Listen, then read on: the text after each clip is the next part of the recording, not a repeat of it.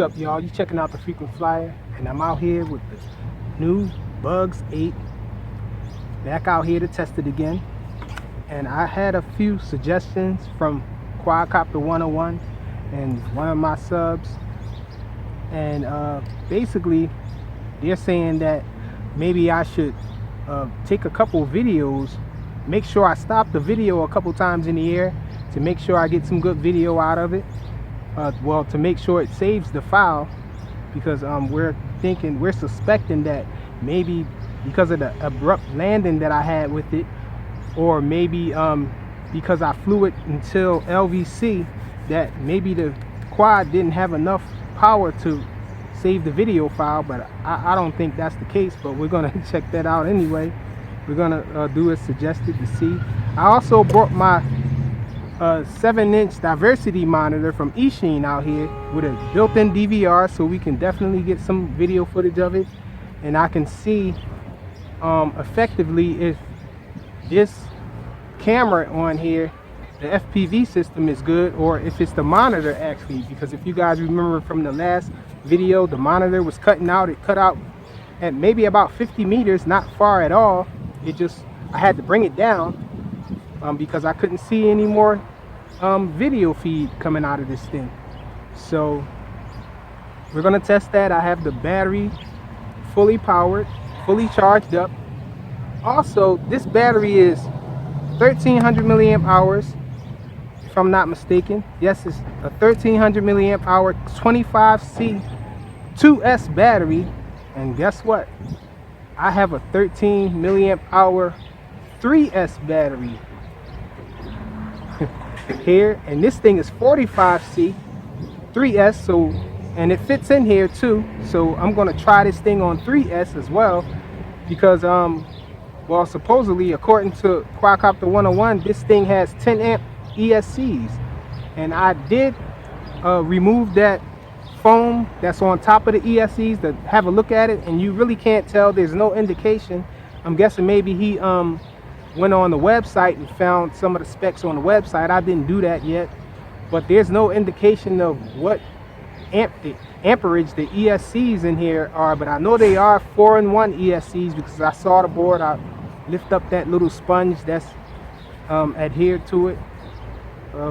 So let's just get this thing in the air, and I'll stop running my yet.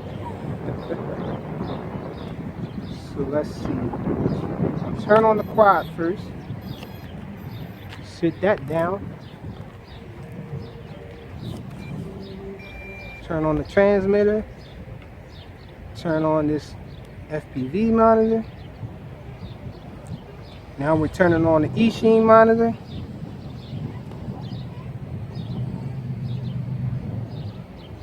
Now I gotta lock in on the system. Lock in on the signal. The Eachine monitor seems to be having a little trouble locking in. It's searching. Okay, it found the signal. So now I'm going to hit record on my Eachine monitor.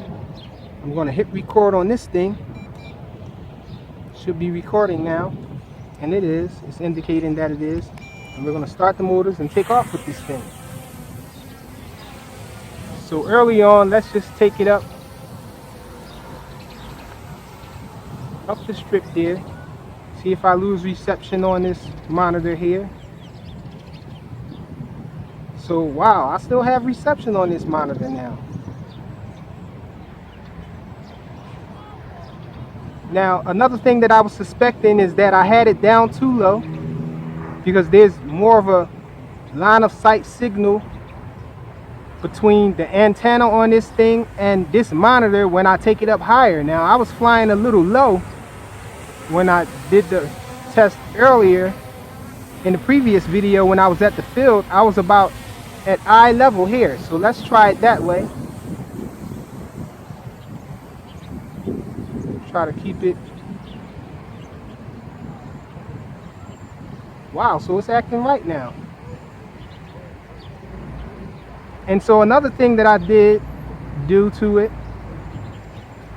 that I think really is the reason that it's working fine now, is I switched the channel. I changed to a different channel. I was thinking maybe there was more interference on that channel.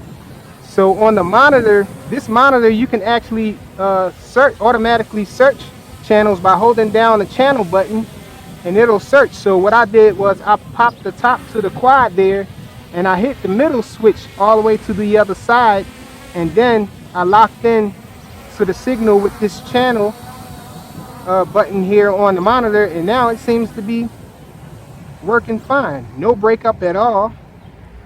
And there's heavy signals of interference here and everything, but as I suspected, it shouldn't really bother this quad if it's 500 milliamp hours, as Quadcopter 101 said, I believe.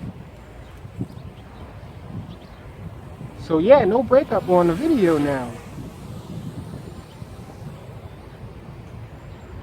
Pretty awesome. I'm flying all the way over there, and I can still see it in the monitor. So pretty nice. So that's why I'm a strong believer in flying something a few times, at least twice or 3 times, before you actually do a full review on it, because you can be missing little details like that. So the FPV signal is rock solid now. Everything gets a thumbs up from me now. This thing looks awesome in the video feed here. In the video feed, it looks awesome. So let's take it over here again. We got a truck coming that way there. Going funnels up here. Now, as suggested, let me stop the video on this monitor here. Okay, so effectively the video should be saved now. Now let's try a picture. It takes stills too, I think. So it should have taken 2 stills just now.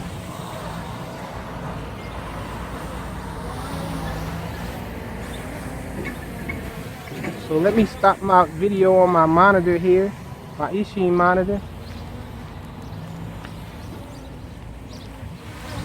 And so everything's working fine on this thing now. So that's pretty awesome. I'm looking at the video feed now. So it must have been that channel, I think. So switching to a clearer channel did help out a lot. There's virtually no breakup at all on this monitor, so pretty awesome. See if I can navigate strictly from the FPV signal, and it's working.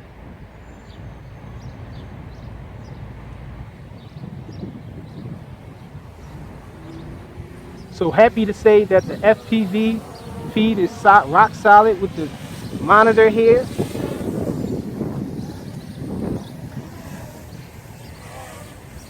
Look at some funnels here. Okay, so let's bring this thing down and stop it.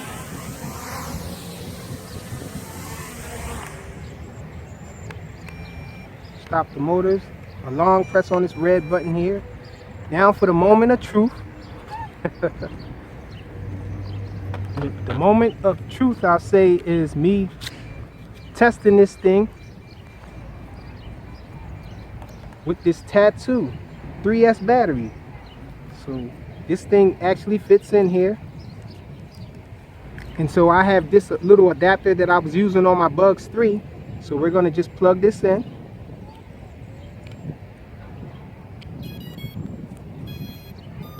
We got the ESCs chiming there.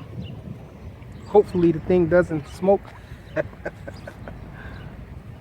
But I just had to try it. So let's see. The motors are started. And it takes off. So let's try a punch out now on 3S. Wow.